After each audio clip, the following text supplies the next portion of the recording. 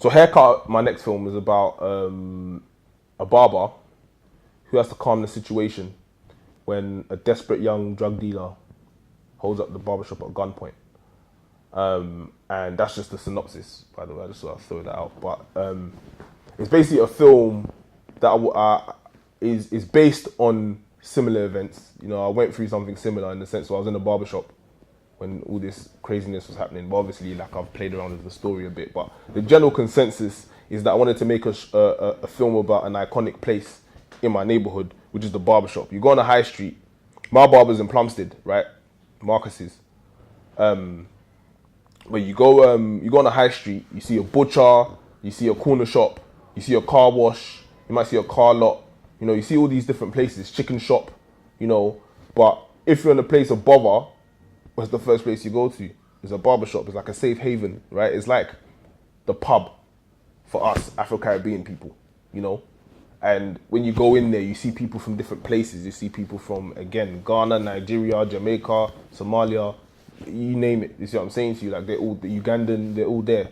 So what I wanted to do was sort of celebrate that, you know, celebrate that diversity that we have, or that diversity that we grew up with, right?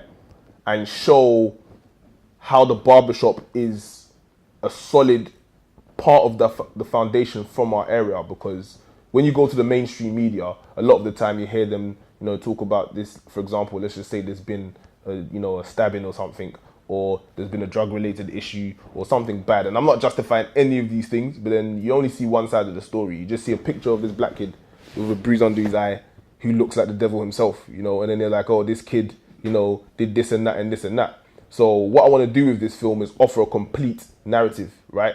This is what it is. And I'm not saying these people are right for what they're doing, but why don't you consider the whole picture? Why don't you consider duress? Why don't you consider the fact that they have no other choice? Well, everyone has a choice, by the way. That's what my personal belief. But knowing whether you've got loads of choices or not is the next thing. Do you see what I'm saying to you? Why don't you consider post-traumatic stress disorder? Do you see what I'm saying to you? Because that's a big deal.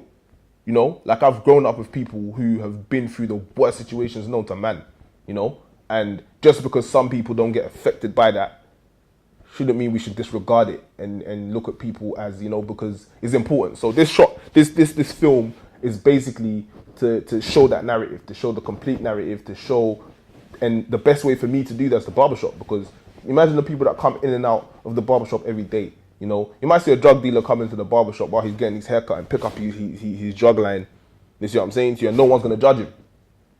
Nobody's going to judge him because it's the ends, you know. You might, you know, see a model come in